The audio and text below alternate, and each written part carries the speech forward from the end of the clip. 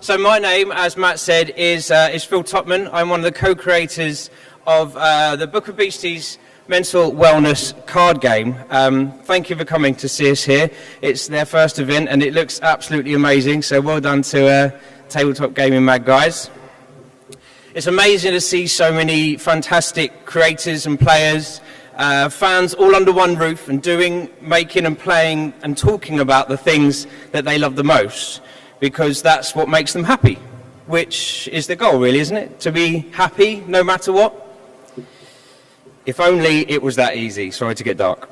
But with 16 million people in the UK alone experiencing some form of mental illness, happiness can sometimes seem like really out of reach. Do you know, according to the Mental Health Foundation, 50% of mental health issues take root before the age of 14 years old. Now, these are the years when our minds are like a sponge. They're malleable and absorbent and open to knowledge and experiences, retaining all the information jammed into it for later development and growth. Now, unfortunately, it's not always positive things that get absorbed. That's a given. What isn't a given is our natural ability to process and comprehend and deal with the emotional fallout of experiencing something that is negative or traumatic. And what should be a given is our right to be taught how to. So let me tell you a bit about Book of Beasties. Simply ripping the blurb from our website because I am too lazy to write a new one. Book of Beasties is an easy-to-learn card game that inspires the conversation about mental health, whilst offering simple alternative wellness exercises to help cope with symptoms of anxiety and depression. In the game itself, players must team up with Oscar, Abby, Mimic and Foggy the cat. You'll see them in the middle of the screen in the Back to the Future pose. There, you need to help them help the 10 beasties that arrived through a weird portal using strange and wonderful items and contraptions, whilst collecting and sharing comforts from your comfort zone and dodging obstacles like minotaurs and fevers. Now, what the hell has this got to do with mental health? Well, I'm glad you asked.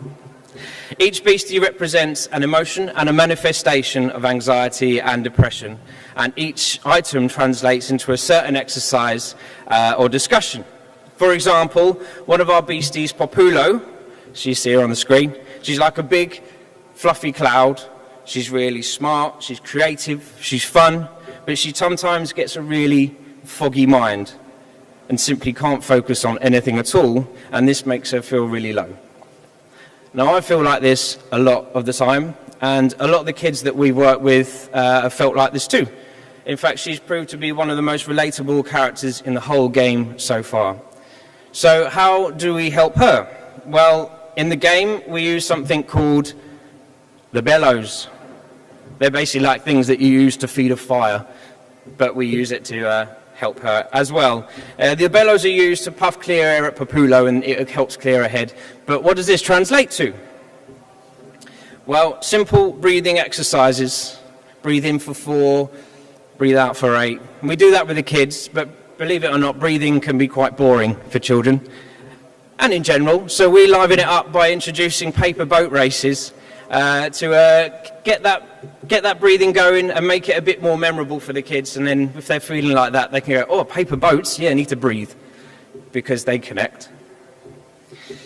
Now, throughout this process, the children are discussing what the beastie represents, why they may feel that way, and how they can be helped, all the while learning how to implement this in their own lives, and having paper boat races.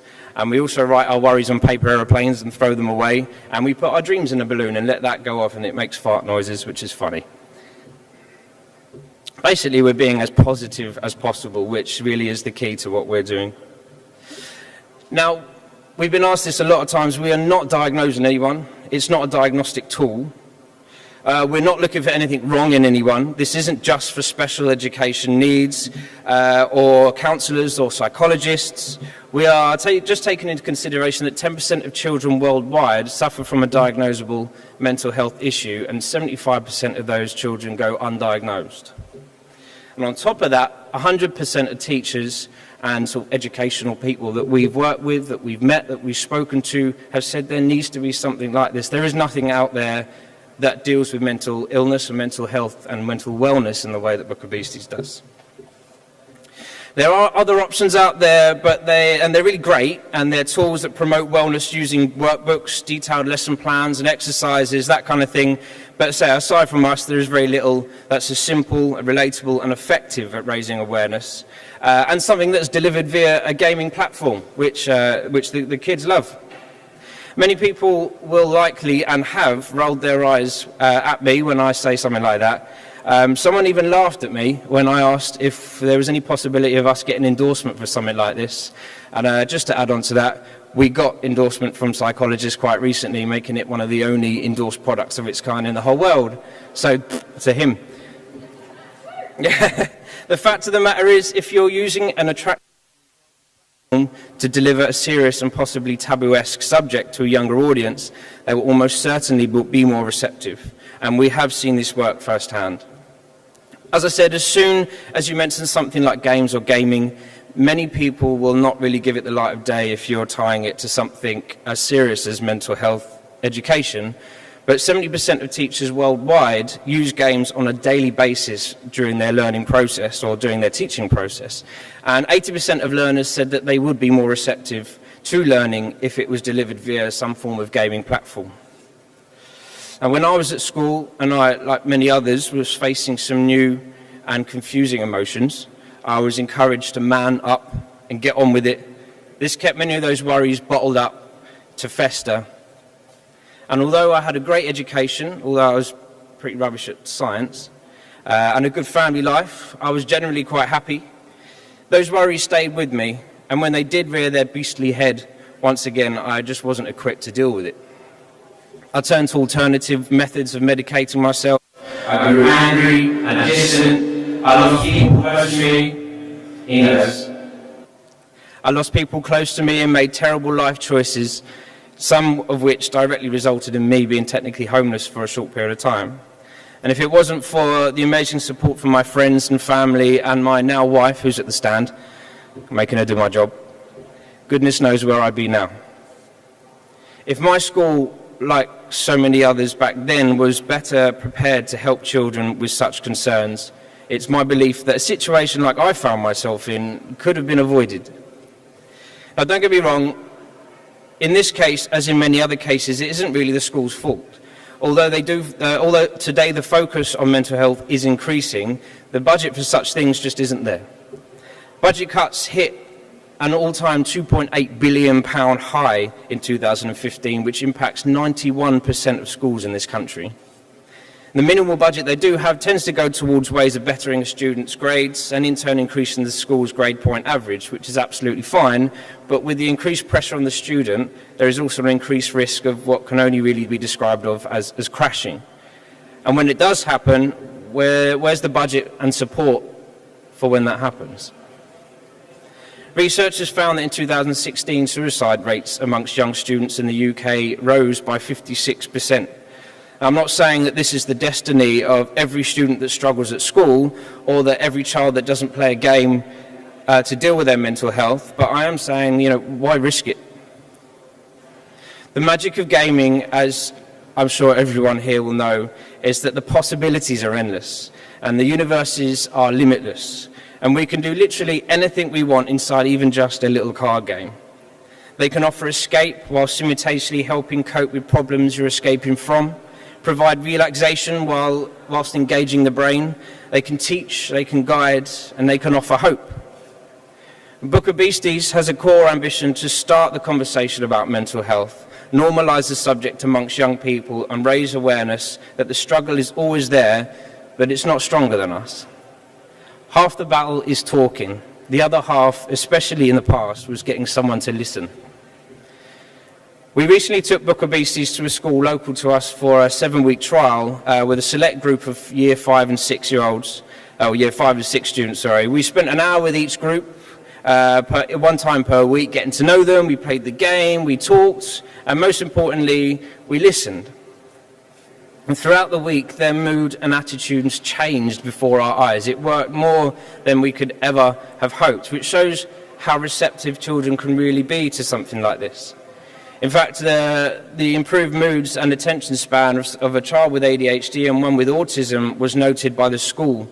and they've never been able to help them as much as we did in that short period of time. I'm not saying it's all because of Book of Beasties, because it's not the case, but I am saying it's partly due to the nature of what we are doing. May Harris, who's a wonderful teacher who works in a school in Sydenham, said an initiative like Book of Beasties is sorely needed for our children if they're to stand a chance of being emotionally functional, happy adults. And she's right, more does need to happen. She just didn't stumble when she said it. Now, I'm studying a diploma in child psychology at the moment, but I'm not a psychologist. We're not trained teachers, and Book of Beasties is actually the first game we've ever developed. But you don't need to be an expert just to sit down with someone and listen. Our slogan is inspire the conversation, brighten the future. And we truly believe this to be true. We can brighten the future for so many people by having the conversation about mental health and wellness earlier on, delivered through a fun game with origami exercises and a little bit of the bizarre. If anything, it's something. And let's face it, if you do nothing, nothing will change. If you do something, anything at all, create a game, write a story, or just start a conversation, at least something may change. It doesn't take much, just a bit of imagination, determination, and willingness to briefly step outside our comfort zone to help someone else feel better in theirs. Thank you. Now, I won't bore you anymore, so joining me, as she's already been introduced, but joining me from Talk Radio, the Agony Aunt from This Morning, Good Morning Britain, and Big Brother's Bit on the Side, I'm honoured to introduce to you, far more interesting and far better looking than me, author of the fantastic Breaking Mad and Breaking Mum and Dad, Anna Williamson. Ah, thank you very much, Phil. Well done, you smashed it. Excellent stuff. Thank you very much. You can go and relax now. Good afternoon. Gosh, feels like it, right? Good morning, everybody. How are we? All good. Phil, thank you so much. That was an absolutely brilliant demonstration and sort of theory about why you have created Book of Beasties. It's lovely to see you all this morning, and that wonderful introduction, as Phil said, for... Gosh, I'm showing my age now. For about 18 years now, I have been working in TV and radio. I've had 10 years as a children's TV presenter. And dare I say, I was even BAFTA nominated for one of my shows. So I have been working and entertaining alongside children for an awfully long time. When Phil and the team at Book of Beasties approached me or showed me what they were doing, with this particular product, I was genuinely blown away. And let me tell you, I will explain a little bit more about what I do as well within the mental health arena. I get a lot of things that people, show me and want to have my opinion on. And I will only ever get on board with a project and a product that I truly believe in and I truly think has so much longevity, it is important, and it has integrity, and that's exactly what Phil and the company and this product do. It's something I haven't seen before within this remit, and I truly think you are really onto something extremely maverick, groundbreaking, and exciting. So I'm honoured, quite frankly, to be here today as the Book of Beasties ambassador, brand ambassador. Now, as a kids' TV presenter, and I'm also a trained counsellor and a trained childline counsellor and spokesperson as well, I know only too well the need for educating and equipping our young people with the skills and knowledge to help them take care of their own mental and emotional well-being. Self-care is so important, and I very much bang the drum of, it's my opinion, but there's a lot of science now that's backing it up that's saying it cannot be too early, okay? So it doesn't become a thing. It doesn't become a taboo. It's just part of day-to-day education. So why do I care about mental health so much? You might be thinking, well, yeah, you're on the telly, I prattle on the radio. Why do I care about mental health so much? And particularly, why do I care about this product and this incredible game? Well, much like Phil, I am one of those 1 in 4. You'll often hear the 1 in 4 statistics being trotted out for anyone that is suffering with a mental health issue at any one time. And over 12 years ago, when I was at the height of my children's presenting career, presenting Saturday morning TV for ITV, I suffered with terrible crippling emotional and mental health issues and challenges. I was diagnosed with general anxiety disorder and depression and panic disorder, just tick, tick, tick, tick. I can't just get one, can I? I have to get a whole load, don't I? About 12 years ago. And it was a time which was an incredibly tricky one and a very scary time for me. But very long story short, and I document it in one of my books, Breaking Mad, I've managed it for well over 10 years. And I got on to train and qualify within various talking therapies, as well as I believe it to be incredibly important. Thing is, as a child, much like Phil's story, I'm not knocking my education like Phil. I had a great family and I had a good education, but I was never taught about my emotional and mental health. I mean, how many of us were really? Okay, I think this generation now, our children, this is where we are getting in. But my generation, our generation, it's something that just wasn't part of what we talked about and what we were okay dealing with. The number one concern for children and young people is their emotional and mental health. Fact. That is a direct statistic and quote from the Childline Annual Review, which was published just a few months ago. So this is the direct response from young people. This is what they feel is their actual concern. It's not as adults what we think, it's what they are actually telling us. So talking about recognising and identifying emotions and feelings from a young age, I think we're all agreed. It's vitally important in helping children and young people learn resilience, learn their own coping strategies, and adopting a healthy attitude towards their own emotional and mental well-being. And that's the key, a healthy attitude towards it. Phil's trotted out some great stats, and I'm just going to double those up because they continue to shock me. 1 in 10 children are dealing with a mental health issue at any one time. 1 in 10. That's 3 in every classroom. And 1 in 3 are reporting experiencing mental and emotional health and well-being issues. These stats, quite worryingly, are increasing rapidly year on year. We need to do something about it. We need to keep moving with this to do something about it. According to mentalhealth.org.uk, 50% of mental health problems are established by 14 years old. But this is the thing, young people get it. They really do get it. They're starting to really understand it and been really embracing it. Contrary to what we might think as adults. As a topic, mental health isn't actually a big deal for youngsters. Well, it's not a big deal in a negative way, okay? They're increasingly feeling more positive about discussing it and recognising it. Schools are increasingly raising awareness, which is fantastic, and they are doing what they can to promote mental health self-care. But with time, expertise and resources limited, as I'm sure we all know, there really is a need for more. More such as these games, such as Book of Beasties. So this is where Book of Beasties comes in, and it's not just a massive plug, it's the reason why I believe so much in this. So when I came across this game, it really was a no-brainer for me personally to get on board with.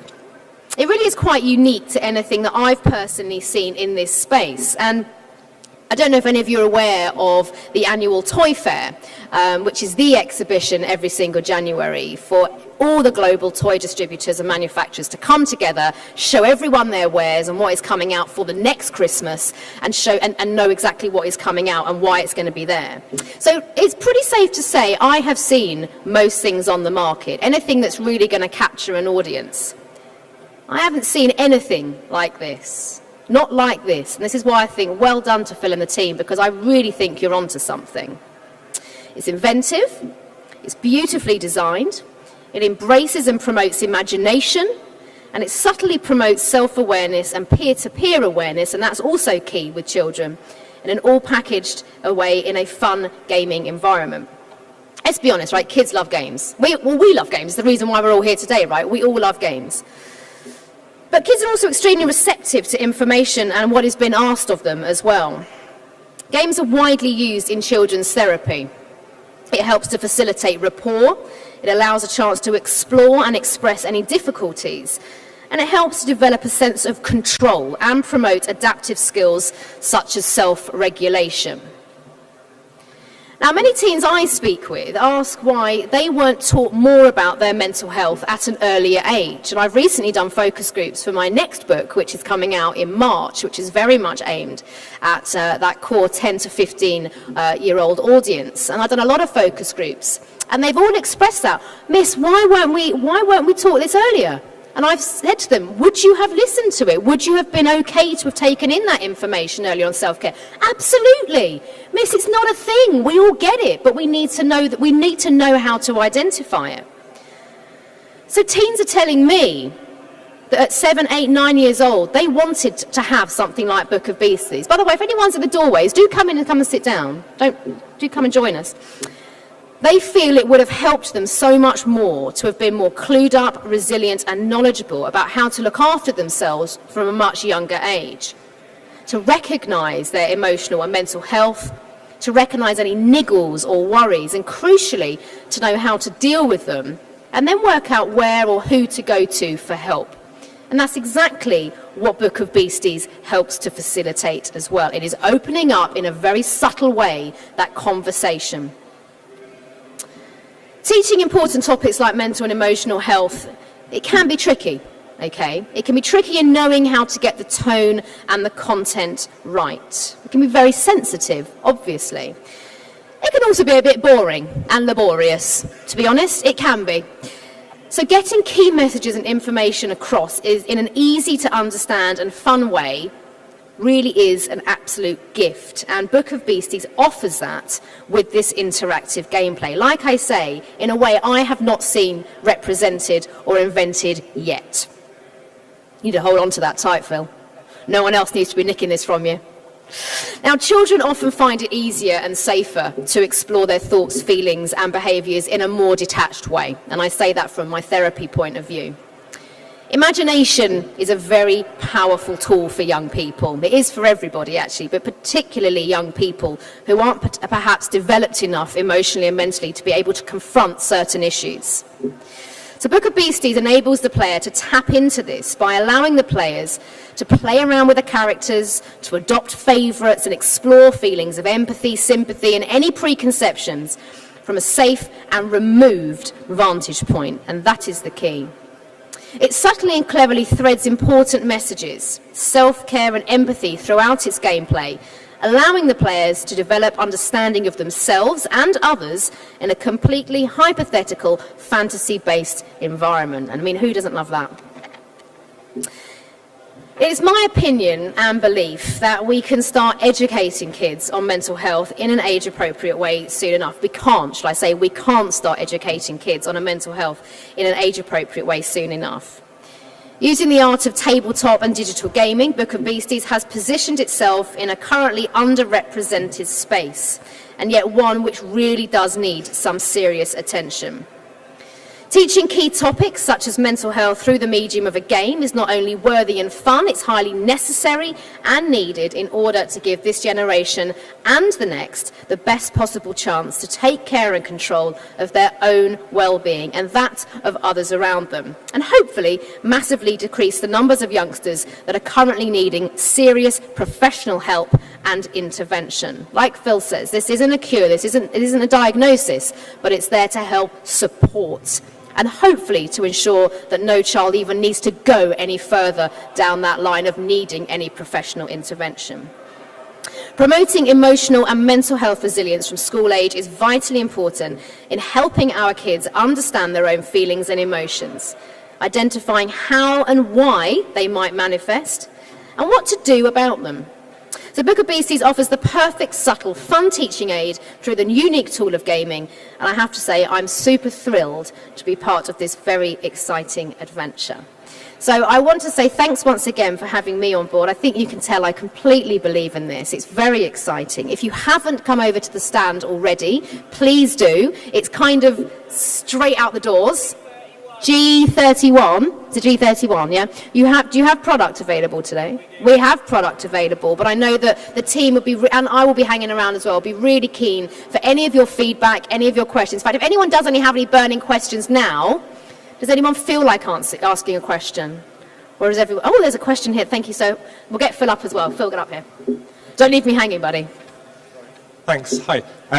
This sounds like an amazing idea. I'm just interested how you introduce it. So do you say, we're going to play a game about mental health, or do you hide that, start the game, and then children discover that they're learning about mental health? No, I think personally, transparency is really key to work with kids because they know when you're trying to dupe them. They know really when you're do. trying to lie. So no, we're open about it. As soon as we go, we do it in workshops. It gets done with SEN groups. It gets done with like all of them really. They know they're coming in to do yoga, creative exercises, things to do with wellness, things to do with mental health. So they're prepared for it. We've had a few of them sit down with us and have been unaware, and within the first 2 minutes go, "Oh, I didn't know this was therapy." And we have to explain it's not therapy, it's just a game, but we talk. So no, we're completely transparent with the kids. There's no secrecy or anything like that. I think as well with it, with gameplay, specifically with children, what we're finding is that they are taking home a lot of these messages as well to their parents, to their family. And like I say, I mean, I think of my parents now, who are absolute dinosaurs. They certainly didn't get mental health and emotional well-being and self-care, but gradually, particularly through my work, they are now starting to understand and hop on board that therapy and mental health isn't a dirty word. And I think that's also the key with this, as you say, being really transparent with them. They get it, don't they? I mean, kids just get it. It is not a thing. I think I go into adult workspaces to talk about mental health, and everyone's on board, but it's a bit like, oh, we're talking about mental health. But when you go into a school and when you go into kids, they're just like, cool, it's just like you're talking about football. They so are engaged with it. And as you say, that I think is where this is an exciting time to be with it, because it is then moving it forward, and actually how much it can also then filter through to siblings and to parents and to family members as well, to create that whole conversation. Yeah. Thanks, great question. Anyone else? Yes. Oh, hang on, wait for the mic. Sorry. You started your speech saying that back when we were children, we weren't taught this. Is this a game that we can play now as an adults, considering that maybe our emotional awareness may be sometimes to the level of children, as in... Great question. As in, again, we weren't educated into that, we're still discovering, so I think emotional awareness is... Yeah, no, I completely understand, because I'm in the same boat. Like, Yeah. I'd sometimes still come across the ways that I'm feeling, that I'm like, damn, how do I deal with this? I don't need this today. And me and the actual game came along from me and the illustrator who's at the stand as well. We used to talk about our emotions and put them into characters to help understand how we were feeling when we were chatting and working together. So we enjoy it, but it is our game, because of course we enjoy it. But it has worked with adults as well. The teachers have used it and have enjoyed it. And to be honest, everyone that comes across Book of Beasties starts a conversation about mental health, no matter who it was or who they are, how old they are. Talking about Book of Beasties or talking about the game, playing the game, starts the conversation. So it is for adults as well. I was talking to someone who is ex-army, and he's interested in possibly using it for their groups as well. So, it really can be used by anyone. It's fun. It's good fun. Great question, yeah. And as you said, actually going back to my parents, it is the kind of game that actually my father, who's now, I've got a little boy, who very much, I'm looking forward to him, my little boy's a bit too young at the moment, being able to play that with my son, because actually I know that it will help, this is my subtle messaging, but I know it will help my dad, who's always been, British stiff upper lip, we don't talk about our feelings ever, but if he is then playing that game with my son, that two-generational divide, I know that it will help my dad feel less weird about talking about how he feels, because obviously he wants to help promote to my son that that's okay, and that you can say when you're sad or things are a bit stressful or you're worrying about mummy or this has happened or that's happened. So actually this is where I think it does work on such a different level as well, in the fact that, as you say, generations that have perhaps missed out on this, including I think our generation and above, are actually going, this is actually okay, this is actually cool, and as you say, and because it is subtly through the gameplay, if anyone does feel a bit awkward about it, I keep using my dad as an example, he can almost, he feels a little less exposed, I think is what I'm trying to say. So gameplay works for everyone. Yep. And it's really good for families anyway, do you know what I mean? It's great family communication. Yep. Yeah, thanks, great question. Anyone else got any questions? So we're on G31. If you want to come along, you can play the game with some of us. Come and chat to us if you want. We can even do some yoga if you want. I'm not very good at it, but my wife's really good at it. So, Can you do a downward dog? I cannot. Yeah, I can do the tree.